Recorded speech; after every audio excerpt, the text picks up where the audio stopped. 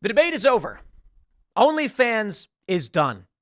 I would recommend to anyone who has a substantial investment in OnlyFans, I'm talking about your leadership board and your investors' OnlyFans. I'm talking directly to you, business managers, executives, etc.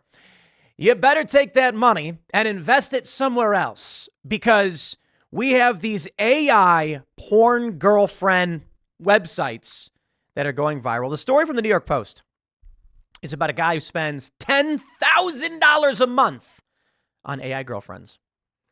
Wow. Look, ladies and gentlemen, you're living in the nightmare dystopia. The fascinating thing is that when it comes to books like 1984 and, Brave New World, they didn't account for this nightmare reality.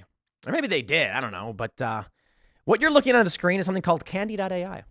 And I found it through the New York Post story about a guy who wastes money on fake women. I'm going to start by telling you a story. A long time ago, when I was a humble teenager, anything but humble, to be honest, we had some friends in the neighborhood. We're all like 18 to 20 years old. And some friends went to a strip club. One of the dudes, I didn't go, but one of the dudes dumped like half his paycheck. It's like $400 on strippers. And the other guys were like, dude, it's one thing to take like 10, 20 bucks, maybe 50 bucks, get a few drinks, tip a few dollars at the strippers, but why so much? Like, I like it. It feels good. I guess. Use that money on yourself. These women don't care about you. They just want the money. It's kind of wild that guys are willing to do that, but they are. And we see that with OnlyFans. There are guys who are never going to know the touch of a woman. And I'm not saying to be a dick or to insult quote unquote incels. But with this, it is insane. It is a new drug. I think it needs to be regulated. Yo, this is so wild. You know what the most disturbing thing is this? This one made me laugh so hard. Can I make this big? Oh, I can't make it bigger. So you go to Candy.ai, create my AI, choose style, realistic or anime. Anime girlfriend. I don't get it. I really don't get it. I'm sorry, guys. I don't understand. I'm a big anime fan. Okay? I like the rich plots, the stories, Full Metal Alchemist, the government conspiracy. I love Attack on Titan. The idea of the sins of the ancestors, great stories. Death Note, talk about a great show. I read every Naruto manga, every scanlation, every week until the conclusion of when Kaguya went into the alternate dimensions or whatever. Yeah, it really lost the plot on that one. I don't like every single anime or whatever, but I Bleach was really fun too. The manga for the most part. I do not understand why guys are attracted to anime girls. And I don't understand why the two options are real or anime. This is wild. Tech exec predicts AI girlfriends will create $1 billion business. Comfort at the end of the day. Welcome to the beginning of the end, my friends. This is it. This is what you get. This lady here could be all yours. AI generated, unique to you, and it is creepy. It's sad. Nothing you can do about it. Me telling all of you, young men listening, that this is sad and it's creepy won't matter. It really won't. Because I know that most of these guys, they're going to say, yeah, well, I don't have a girlfriend anyway. And they're going to treat it like a video game. They're going to view it as like, look, I like playing golf and I like playing the golf video game. But this really does suck up your emotions in a creepy way. I don't know what to tell you, man. I would just recommend get fit, start training, start exercising. I've been doing personal training 3 times a week plus skating. I've been skating 6 days out of the week. I've been really cranking it up to maximum. I was really excited. I hit an hour and 12 minutes at max heart rate. I think it's like the orange zone, whatever. And 12 minutes at VO2 max, for which my Garmin watch yelled at me. And it was like, stop, are you insane? You're pushing too hard. And I'm like, what? Bro, I'm trying to get a kickflip pivot on the mini ramp. I mean, it's a trick I used to do when I was a kid. Super easy. I'm not stopping until I accomplish my goals. I suppose for a lot of guys who don't know where to begin, with this stuff being dangled in front of your face, it is a drug. It is a drug. Here's the story. It's only a matter of time before someone builds the next billion-dollar dating app that will pair real-life users with AI-created girlfriends, according to a tech executive. That already exists. That's what the website was I showed you. And it's not the only one. There's another one.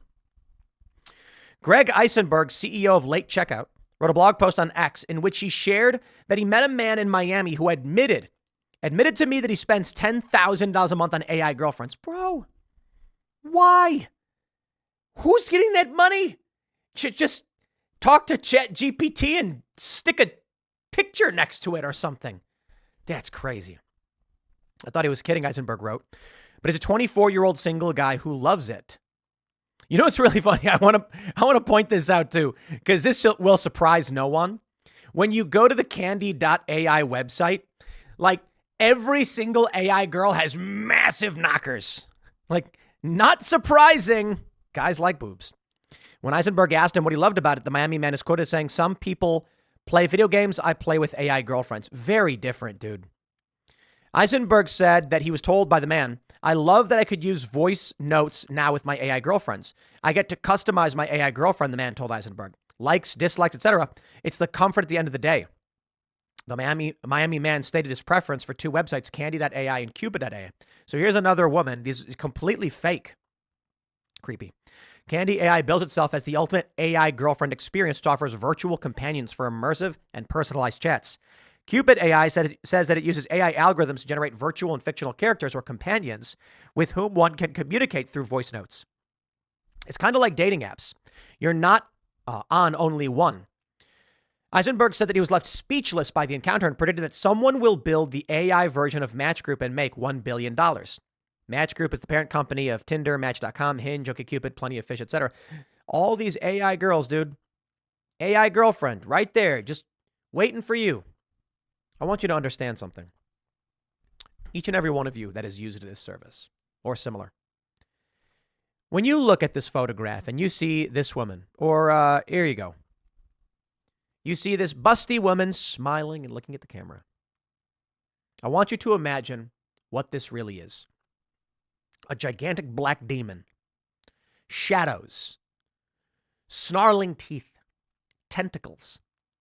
And on each tentacle is a mask of this woman. And the gigantic, disgusting creature is pointing that mask in your face. And it's whispering, "You're so handsome." And then the little face goes, "You're so handsome." And you eat it up. You are literally being manipulated by demonic forces.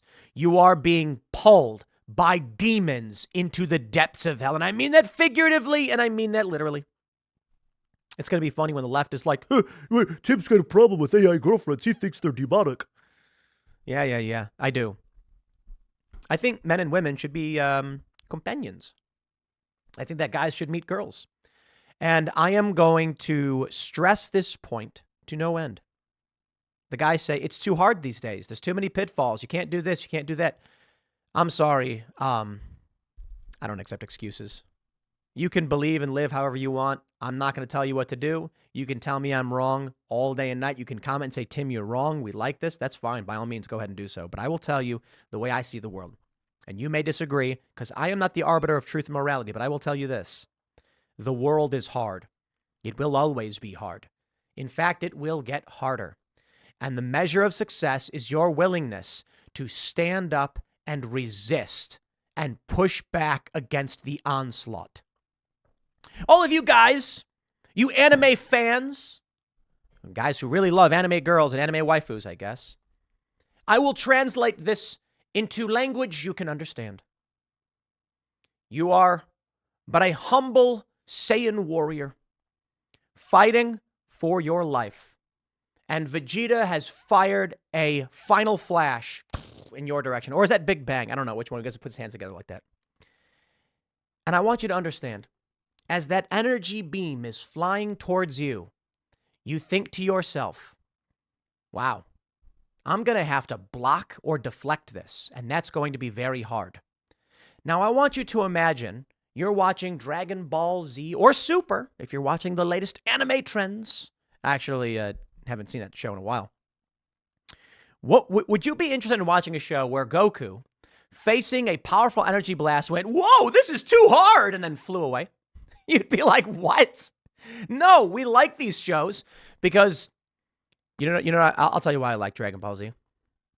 It goes back to the Frieza saga. Ah, yes. What is it, the late 80s? For those that don't know anything about anime, I will make this less esoteric. And I do the anime reference kind of to make a point about how many guys like this stuff that are into anime. The character's name is Goku. Son Goku. He's an alien, raised on Earth. Looks kind of like a human, but he has a monkey tail.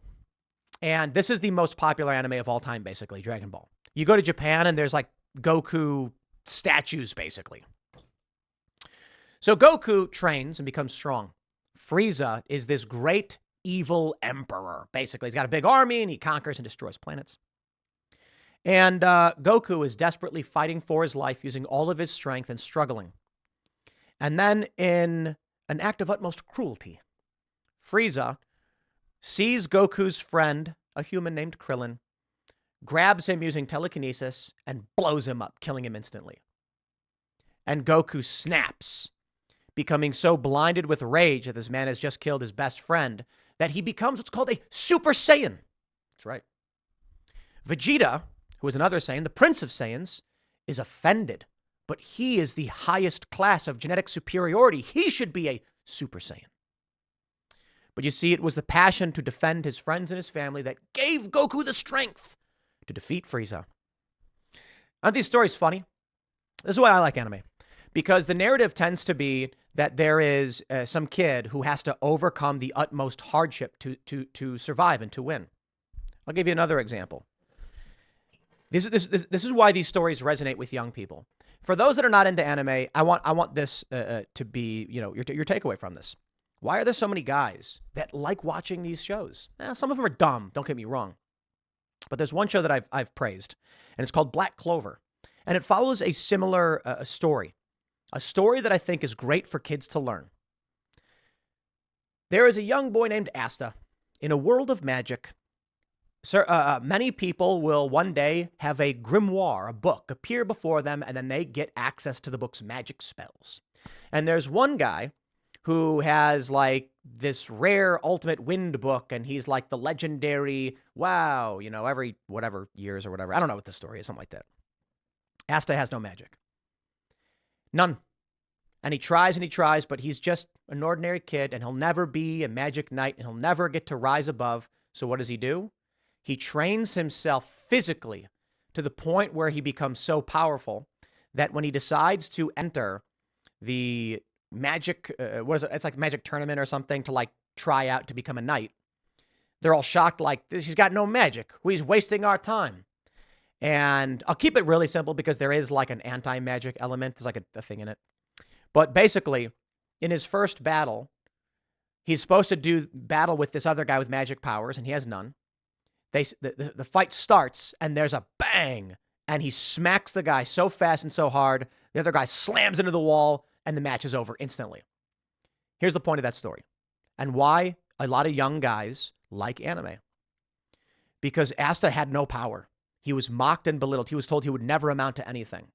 And so he decided to start doing push-ups, training, running, jumping to make himself the best he could be in his circumstance. And you know what he did? He ended up becoming super strong, and he could beat these guys even if they did have magic. And that being said, he ends up getting a sword of anti-magic, which can negate magic. So it's like, whatever. My point is this. That's why a lot of young guys flock to these stories we don't have in the United States all the same. It's really different. I mean, Spider-Man, he's bit by a spider. Now he has powers. And Superman, he was always strong. But many of these stories in anime are young guys who lack power. Naruto, for instance, a kid who was orphaned, he kind of sucks. He can't really figure out how to be a ninja. And then he rises to become basically the president of his country. These stories of overcoming this stuff. Now, the reason I tell you this is to explain to those who don't get it why it's so popular, and to explain to those guys who might be attracted to finding an anime girlfriend.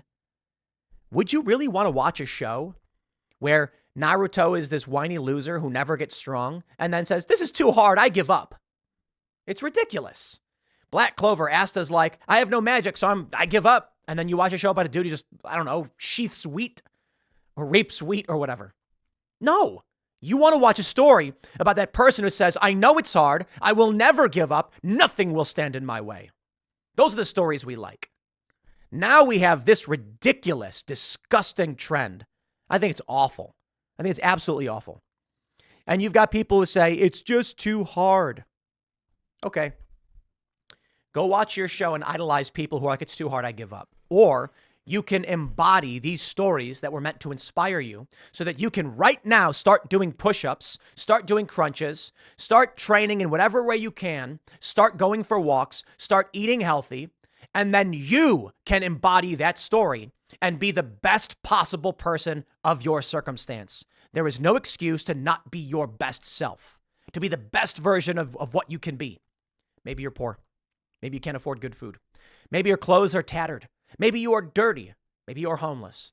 All of these things can be true, but none of that will stop you from being the best version of what you could be in that circumstance. You could be held back. You could be the greatest basketball player on the court in your neighborhood. You don't need to be in the NBA. You need to be the best version of yourself and embody these stories. Here we go. They say, unlike Replica, which has filters to stop people from using overtly sexual language, Nomi.ai allows users to tailor the bot to their preferences. Blah. I think the other ones do that too. You can have robots whisper titillating things in your ear. That's gross. A group of Gen Z TikTok users report they were falling for Dan, ChatGPT's alter ego with a flirty macho male voice that some have compared to Christian Grey from 50 Shades of Grey. A recent survey from Infobit found that nearly 20 Americans have flirted with chatbots. Nearly half of them, 47.2, did so out of curiosity, while 23.9 said they were lonely and seeking interactions. Nearly 17% said they were AI fished. Look, man, people need to be strong and resilient because this will be an evolutionary pressure. The people who aren't strong enough to resist falling into a machine where they can spam the button and trigger dopamine, they're not going to reproduce. They're not going to succeed, and their lines will cease. So that's my question to you. Who are you? Are you the hero of the story? Or maybe you're even an ancillary character, but you're one that survived. Are you going to be someone who gave in to spamming the dopamine button? Or are you going to have children and grandchildren and great-grandchildren, and 1,000 years on, they're going to say, we're lucky that our ancestors overcame the machine? Or maybe there will be no one. There will be no one. There will simply be another profile found on an old tattered hard drive in the ruins of an ancient city, where 1,000 years from now, they say, look what we found, a solid-state drive. Let's plug it in. Wow. It's a database of Instagram profiles and photos they've posted. Here's one guy. Seems like he started following a bunch of AI anime waifus. And that was it. He never had a family. He never had kids. He ceased to exist. I ask you to look within yourself and ask yourself this question. Is what makes you you going to survive? If you do not have children, understand that this will be the first time in billions of years your genetic line did not reproduce. Think about that. For the first time in 1 billion plus years, since the dawn of life on this planet, every life before you reproduced. Will you be the moment when your line dies? Will you be the person to say that everything that made me will now cease to exist? Maybe. You don't have to agree with my view on the world. You can tell me I'm wrong. Some people don't want to have kids. That's fine.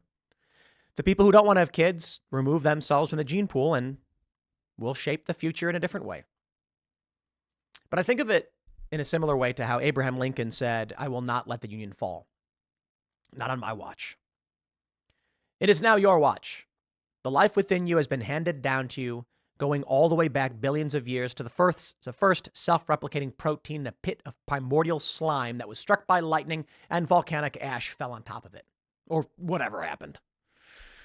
Is that what it was? Like volcanic gases launched in the air and then electricity is shooting between it and the chemicals mixed?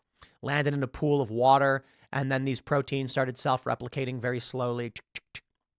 From that moment of that replication, you have been handed the torch.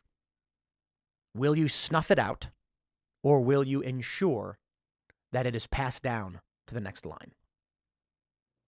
I think that's infinitely important. It actually scares me, the idea that billions of years of genetic history end because you decided you don't want kids. I also feel for the people who can't have kids. I really do. That's a sad and scary reality. This is why so many people are sad to find out they can't have children, because it's the end of 1 billion+ years of the torch being passed on. That's a tremendous legacy. What will yours be?